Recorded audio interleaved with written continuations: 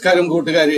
Gorkha recruiting depot Gorakhpur जो recruitment notification വന്നിട്ടുണ്ട്. അപ്പം ഇത് നല്ലൊരു അവസരമാണ്. ആർമിയിൽ നിങ്ങൾക്ക് പോകാൻ ആഗ്രഹമുണ്ടെങ്കിൽ, ഇന്ത്യൻ ആർമിയിൽ യൂണിഫോമത്തോടു കൂടി വർക്ക് ചെയ്യുവാൻ നിങ്ങൾക്ക് ആഗ്രഹമുണ്ടെങ്കിൽ ഈ വീഡിയോ നിങ്ങൾക്കുള്ളതാണ്. നിങ്ങൾ തീർച്ചയായിട്ടും കാരണം ഒരുപാട് പോസ്റ്റ് ഉണ്ട് ഇതിനകത്ത്. അതായത് 10 ജയിച്ചവർക്കുണ്ട്, 12 ജയിച്ചവർക്കുണ്ട്, അതുകൂടാതെ ഗ്രാജുവേറ്റ് അവർ ഡിഗ്രി എടുത്തവർക്കും പറ്റിയ പല പോസ്റ്റുകളും ഇതിനകത്തുണ്ട്. നമ്പർ ഓഫ് പോസ്റ്റ് ഇവിടെ മെൻഷൻ ചെയ്തിട്ടില്ല, പക്ഷെ ഒരുപാട് പോസ്റ്റുകളുണ്ട്. 10 ജയിച്ചവർക്ക് അപേക്ഷിക്കാം, 12 ജയിച്ചവർക്ക് അപേക്ഷിക്കാം. അതുകൂടാതെ ഗ്രാജുവേറ്റ് ഉള്ളവർക്ക്, ബികോം ഉള്ളവർക്ക് അപേക്ഷിക്കാം, ഗ്രാജുവേറ്റ് ഡിഗ്രി ഉള്ളവർക്കും അപേക്ഷിക്കാം. അപ്പം ഓർഗനൈസേഷൻ നെയിം എന്ന് പറയുന്ന ഗോർഖ റിക്രൂട്ടിംഗ് ഡിപ്പോർട്ട് ഗോരഖ്പൂർ का है. Post name helper, store keeper, account clerk, billing clerk. അതായത് 10 ജയിച്ചവർക്കും 12കാർക്കും ഗ്രാജുവേറ്റിനുമുള്ള ഒരു നല്ല ഒരു വേക്കൻസിയാണ് വന്നിരിക്കുന്നത്. നിങ്ങൾ ആർമിയിൽ റിക്രൂട്ട് ആകുവാൻ ആഗ്രഹിക്കുന്നെങ്കിൽ, ആർമിയിൽ ആപ്ലിക്കേഷൻ അയച്ച് ആർമിയിൽ വർക്ക് ചെയ്യുവാൻ ആഗ്രഹിക്കുന്നെങ്കിൽ നിങ്ങൾക്കുള്ളതാണ് ഈ വീഡിയോ. നിങ്ങൾ മുഴുവൻ ഈ വീഡിയോ കാണുവാൻ നിങ്ങളോട് അഭ്യർത്ഥിക്കുകയാണ്. അപ്പൊ എനിക്ക് നിങ്ങളോട് ഒരു അഭ്യർത്ഥനയുള്ളത്, നിങ്ങൾ ആദ്യമായി എൻ്റെ ഒരു വീഡിയോയിൽ വരുന്നെങ്കിൽ നിങ്ങൾ ഇത് ലൈക്കും സബ്സ്ക്രൈബും ചെയ്യണമെന്ന് ഞാൻ അപേക്ഷിക്കുന്നു. വീഡിയോ നിങ്ങൾക്ക് ഇഷ്ടമായെങ്കിൽ നിങ്ങൾ ലൈക്ക് ചെയ്യണം. അത് കണക്ക് തന്നെ നിങ്ങൾക്ക് പെട്ടെന്ന് ഇത് കണക്കുള്ള നല്ല നല്ല വേക്കൻസിയുടെ, army vacancy, government vacancy, government job vacancy, അതുകൂടാതെ പ്രൈവറ്റ് ജോബ് വേക്കൻസി, അങ്ങനെ എല്ലാ തരത്തിലുള്ള നോട്ടിഫിക്കേഷനും പെട്ടെന്ന് നിങ്ങൾക്ക് കിട്ടുവാൻ വേണ്ടി നിങ്ങൾ എന്റെ ചാനൽ സബ്സ്ക്രൈബ് ചെയ്യണമെന്ന് അപേക്ഷിക്കുകയാണ്. അതുകൂടാതെ നിങ്ങൾക്ക് വീഡിയോ ഇഷ്ടപ്പെടുന്നുണ്ടെങ്കിൽ നിങ്ങൾ ലൈക്കും ചെയ്യണം. അപ്പം post name helper, store keeper, account clerk, billing clerk.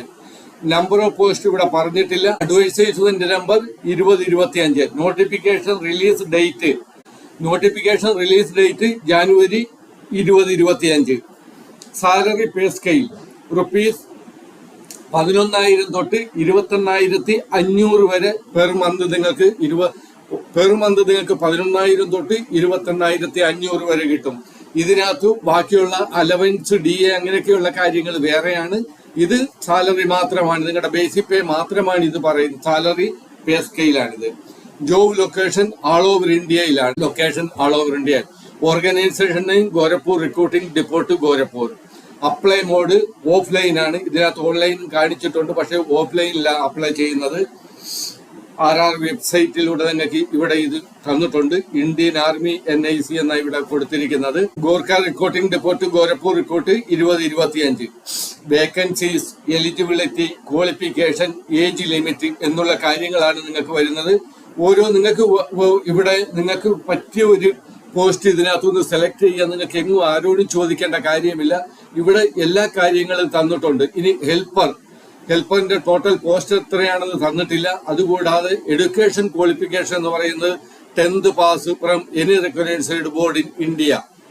Age limit 18 തൊട്ട് 35 വയസ്സ് വരെയുള്ളവർക്ക് ഇതിനകത്ത് അപേക്ഷിക്കാം. ഇതാണ് ഹെൽപ്പർ. 10th പാസ്സായവർക്ക് ഹെൽപ്പറിന്റെ വേക്കൻസി ഉണ്ട്. അത് കണക്ക് തന്നെ ഇനി ബില്ലിംഗ് ക്ലർക്ക്, ഇതിന്റെ എത്ര പോസ്റ്റ് ഉണ്ടോന്ന്, ബില്ലിംഗ് ക്ലർക്കിന്റെ എത്ര പോസ്റ്റ് ഉണ്ടോന്ന് ഇവിടെ കാണിച്ചിട്ടില്ല, മെൻഷൻ ചെയ്തിട്ടില്ല. ഇത് ബില്ലിംഗ് ക്ലർക്കിന് വേണ്ടി 12th pass from any recognised board in India കൂട്ടത്തിൽ നിങ്ങൾക്ക്, അതായത് 12th പാസ്സായിരിക്കണം. അതിന്റെ കൂടെ നിങ്ങൾക്ക് കമ്പ്യൂട്ടർ ബില്ലിംഗിൽ നോളേജും ഉണ്ടായിരിക്കണം, കമ്പ്യൂട്ടർ അറിഞ്ഞിരിക്കണം. അതാണ് കമ്പ്യൂട്ടർ ബില്ലിംഗ്. കമ്പ്യൂട്ടർ ആകുമ്പോൾ പല കാര്യങ്ങളും, അപ്പൊ അതിലൊരു കാര്യമാണ് billing.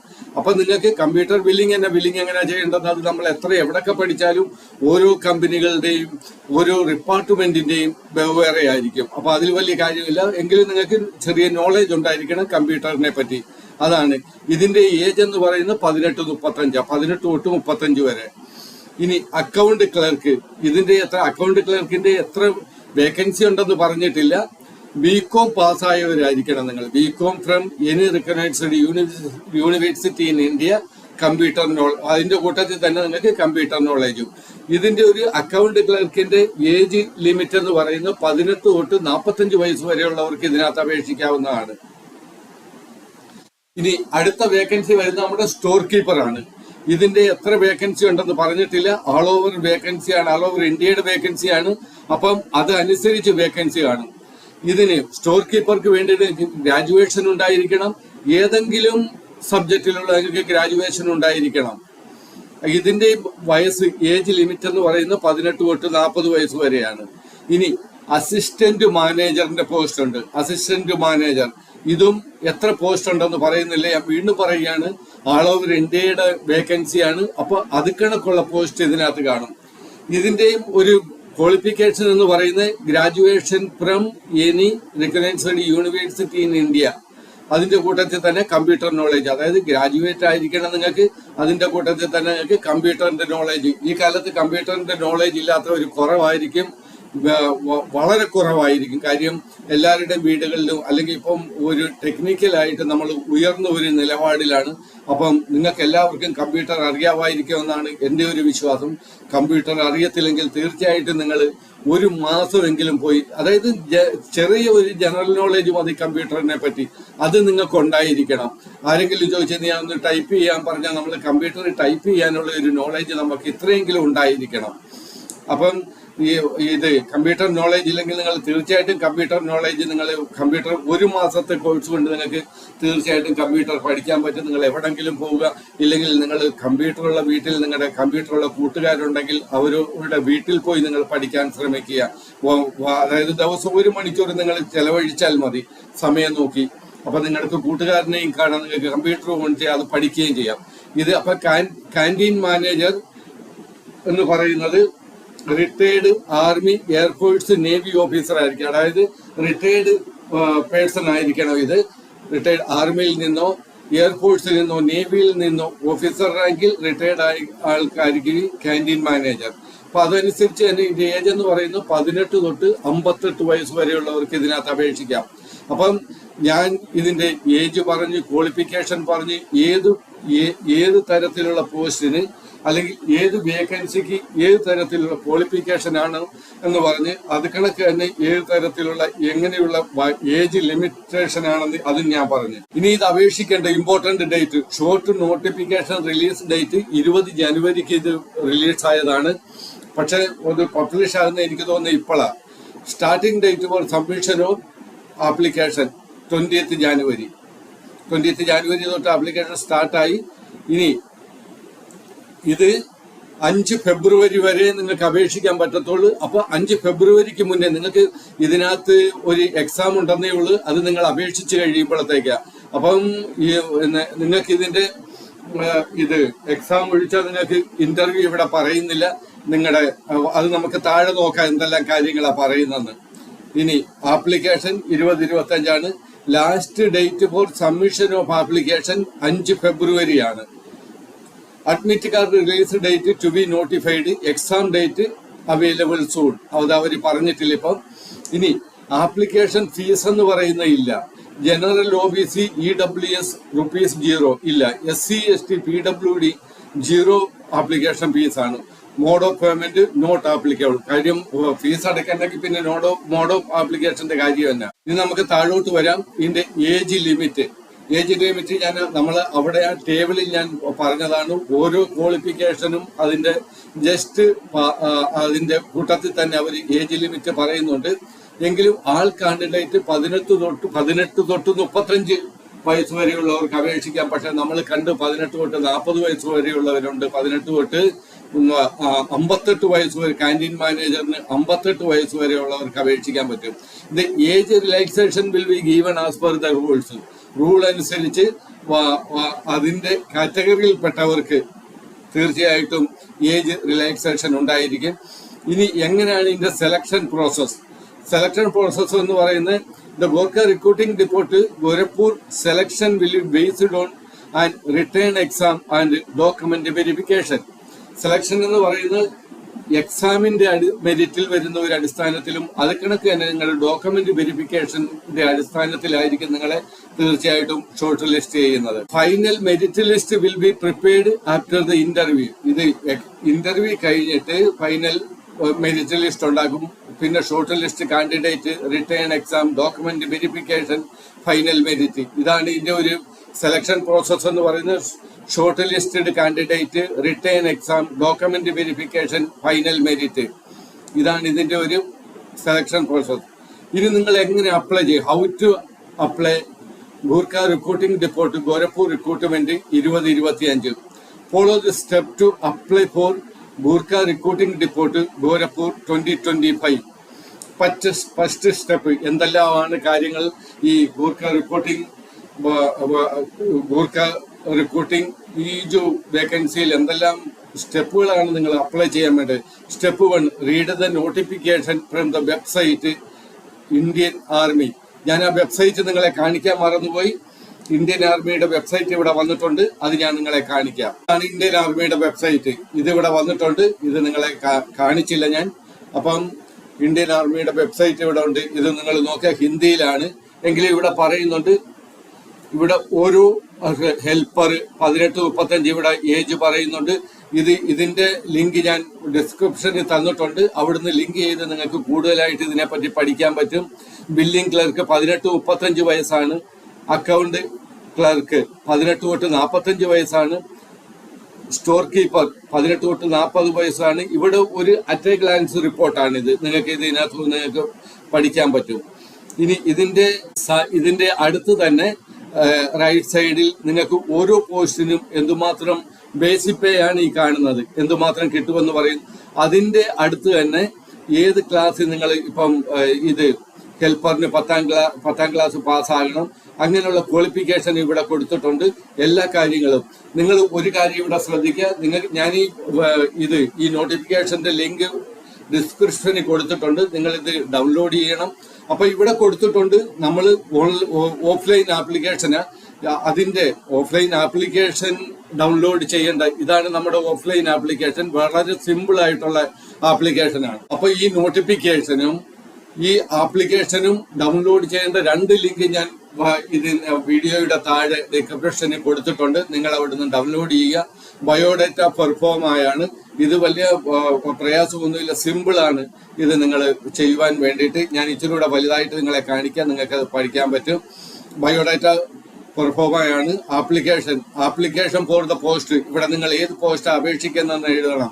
Name candidate in capital letter, എല്ലാം ക്യാപിറ്റൽ. നിങ്ങൾ ഇംഗ്ലീഷിൽ എഴുതുമ്പോൾ ക്യാപിറ്റൽ ലെറ്ററിൽ എഴുതുക. ഇവിടെ പ്രത്യേകം പറഞ്ഞിട്ടുണ്ട് name of candidate in capital letter. Father, husband name നിങ്ങളെല്ലാം ക്യാപിറ്റൽ ലെറ്ററിൽ എഴുതുക. കാര്യം സ്മോൾ ലെറ്ററിൽ എഴുതുമ്പോഴത്തേക്ക് അത് വായിക്കാൻ കൺഫ്യൂഷൻ ആണെങ്കിൽ പിന്നെ അത് നിങ്ങൾക്ക് പ്രശ്നം ചെയ്യും. വായിക്കുന്നവർക്ക് മനസ്സിലാകുന്നില്ലെങ്കിൽ പിന്നെ അവരെവിടുന്നാണ് നിങ്ങളെ സെലക്ട് ചെയ്യുന്നത്. അപ്പം ആ ഒരു കാര്യം ശ്രദ്ധിക്കുക. ഡേറ്റ് ഓഫ് ബർത്ത് നിങ്ങൾ ഇവിടെ 3ാമത്തെ കോളത്തിൽ എഴുതുക.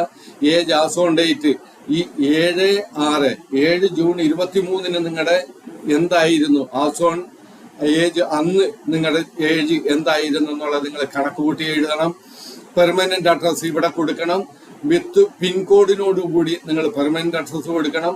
ഇവിടെ അഡ്രസ് ഫോർ കറസ്പോണ്ടൻസ്, നിങ്ങൾക്ക് ഇതിനുള്ള ലെറ്റർ വരികയോ അല്ലെങ്കിൽ മറ്റുള്ള കാരണങ്ങൾക്ക് നിങ്ങൾക്ക് കറസ്പോണ്ടൻസ് അഡ്രസ് നിങ്ങൾ കൊടുക്കണം. പെർമനന്റ് അഡ്രസ് അത് തന്നെയാണെങ്കിൽ ആ സെവോ എന്ന് എഴുതിയാൽ മതി. അപ്പം പെർമനന്റ് അഡ്രസ് കൊടുക്കണം. കറന്റ് അഡ്രസ് ഇവിടെ കൊടുക്കണം.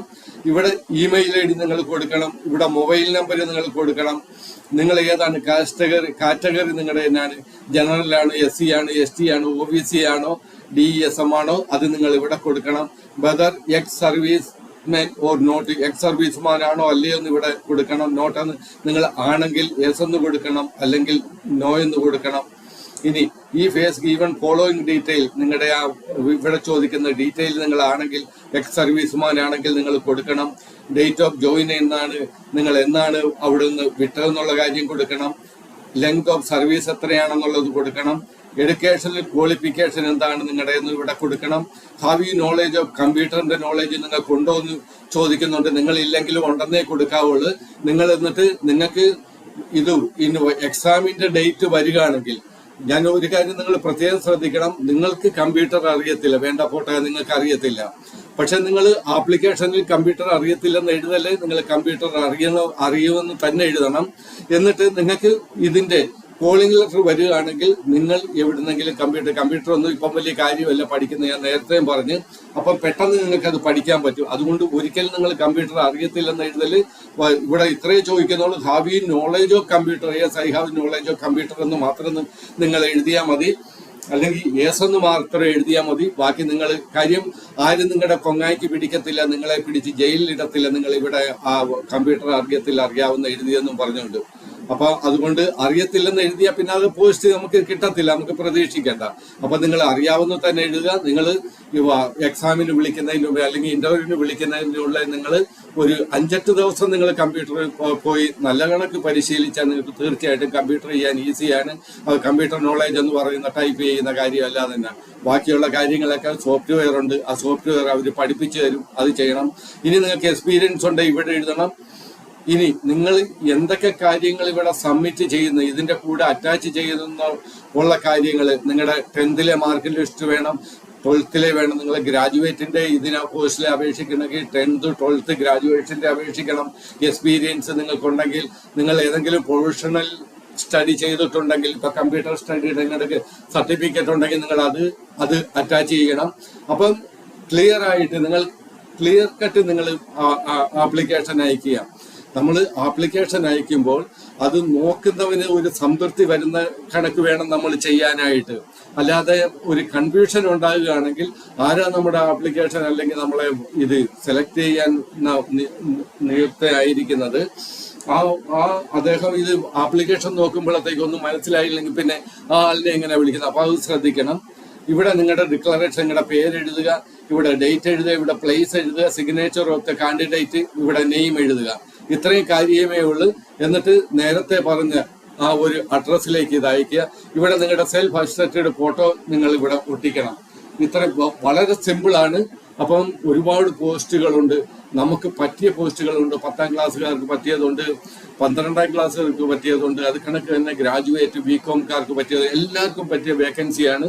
അപ്പൊ തീർച്ചയായിട്ടും നിങ്ങൾ അപ്ലൈ ചെയ്യണം. ഇനി നമുക്ക് ഇതിന്റെ ബാക്കി ഞാൻ ഇച്ചിരി പറയാൻ വിട്ടുപോയായിരുന്നു. ഇത് തന്നെ required document. Step 2, collect required document to fill up the application form, attach the required document, pay the application fees. ഇവിടെ ഫീസ് ഒന്നുമില്ല. സെൻഡ് ആപ്ലിക്കേഷൻ ഇവിടെ പ്രത്യേകം പറയുന്നു, submit the attached are the self attested document. നിങ്ങളുടെ ഉണ്ടാക്കുന്നുണ്ട്, നിങ്ങൾ അയക്കുന്ന ഡോക്യുമെന്റ്സിൽ നിങ്ങൾ സെൽഫ് അറ്റസ്റ്റഡ് ചെയ്തിരിക്കണം. Submit the offline form at the postal address registrar general to the Gorakh register ആയിട്ട് അയക്കണം. രജിസ്റ്റർ ചെയ്ത് അയക്കണം. To the Gurkha recruiting depot Kuntraghat Gorakhpur. ഈ പിൻകോഡിൽ വെക്കണം. അപ്പൊ ഇത് ഞാൻ ഡിസ്ക്രിപ്ഷനിൽ ഇത് കൊടുത്തേക്കാം. അപ്പൊ നിങ്ങൾക്ക് അവിടെ നോക്കി നിങ്ങൾക്ക് എഴുതാൻ പറ്റും. ഇനി ഈ ആപ്ലിക്കേഷൻ ഫോമിന് വേണ്ടിയിട്ടുള്ള ലിങ്ക് ഇതാണ്. അത് കണക്ക് തന്നെ ഒഫീഷ്യൽ നോട്ടിഫിക്കേഷന് വേണ്ടിയിട്ടുള്ള ഞാൻ 2 കാര്യങ്ങൾ നിങ്ങളെ കാണിച്ച് നിങ്ങൾക്കും ഇത് ഡൗൺലോഡ് ചെയ്യാൻ പറ്റും. ഞാനിത് ഡിസ്ക്രിപ്ഷനിൽ ഈ 2 ലിങ്കും കൊടുത്തേക്കാം. നിങ്ങൾ ഇത് ഡൗൺലോഡ് ചെയ്ത് നല്ല കണക്ക് അത് പഠിച്ചിട്ട്, ആപ്ലിക്കേഷൻ ആണെങ്കിലും നോട്ടിഫിക്കേഷൻ ആണെങ്കിലും നല്ല കണക്ക് അത് പഠിച്ച് അപ്ലൈ ചെയ്യുക. നല്ലൊരു വേക്കൻസിയാണ് വന്നിരിക്കുന്നത്.